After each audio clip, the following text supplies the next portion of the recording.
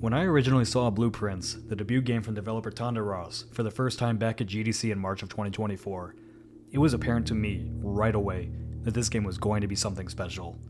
I came out of the meeting room with Yahtzee and immediately told him that the game was going to win some big awards. Ross developed the game over 8 years and kept himself in complete isolation from the rest of the games industry as he made it. He didn't play any other games, didn't tell anyone what he was working on, and the first time he ever showed it to the public was at GDC. Before making Blueprints, he was a successful commercial director in the TV industry. Now he's made a game that, almost out of nowhere, has become the highest rated game of 2025, and is easily going to be considered for many honors at the Game Awards. Blueprints has a simple premise. You enter a house with the goal of reaching the mysterious 46th room and uncovering the storied history of the mansion and its residents. Every time you open a door, you're given a selection of rooms to choose from, each with different variables. They'll have varying amounts of doors to open, different rewards, puzzles to solve, items to find, and documents to sift through that hold clues to things that might not be important at the moment, but will be later. At a glance, Blueprints looks simple, but the game holds layers upon layers of depth as you unlock its mysteries and learn through repetition. Some doors require gems or keys to open, so not only do you need to manage your different resources to unlock doors, you also have to be deliberate in the rooms you choose as you strategize your approach to each run so you don't walk yourself into a dead end. Just retaining information is a big part of Blueprints' design, as you learn the different rooms, ways to pair them, when to draft them. Lots of rooms even connect to one another in certain ways that's a puzzle to solve within itself. A good example is the garage, which looks simple at first, but will need its power turned on and a certain set of keys to unlock all its little secrets, which will lead you to even more secrets. I can go days without uncovering something new in the house, but on the days that I do, it delivers an intoxicating sense of accomplishment. You are always discovering something, even if it doesn't seem important or relevant at first glance. Blueprints' design invites you to pay attention to everything around you in a way that no other game has accomplished for me before. Is the time significant? What about this painting? What about these gates?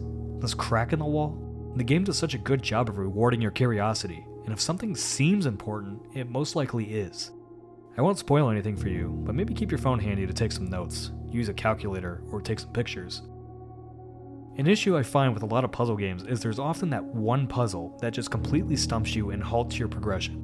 But Blueprints always has something else for you to solve so that you can keep advancing in some form, and thus it becomes an addictive repetition of solving one mystery after the next, while consistently feeling like you're inching closer to your ultimate goal. There is the RNG factor to deal with, which I'm sure will annoy some people. But even if that impeded my progress in some runs, I was still able to make them worth my time by just continuing on and changing strategy on the fly. After 30 hours in the game, I've made it to the final room and rolled credits. But I don't even feel like I've scratched the surface of everything there is to find in the game. In fact, I know for certain that I haven't, because in a short call with Yahtzee and Jamate discussing our playthroughs, all three of us had found different paths or secrets that the others hadn't stumbled upon yet. In our call, Jamate was hyperfixated on the den room. He questioned why the room had so many clocks, and why they had little symbols on them, and why this box on the mantle had a keyhole in it. Yahtzee thinks he's just getting in his own head, but I hadn't even noticed some of the things Jay was talking about, and now I've been losing sleep, wondering if he's right. Blueprints really is just an overall achievement in design. It's not often you get to play a game as a games critic that feels like something you've never experienced before. The only other example that comes close for me is The Outer Wilds, but even with that game, once you've figured it out, the mystique of it fades away relatively quickly. I'm placing my bet that Blueprints' design is going to unlock a whole new wave of puzzle games moving forward.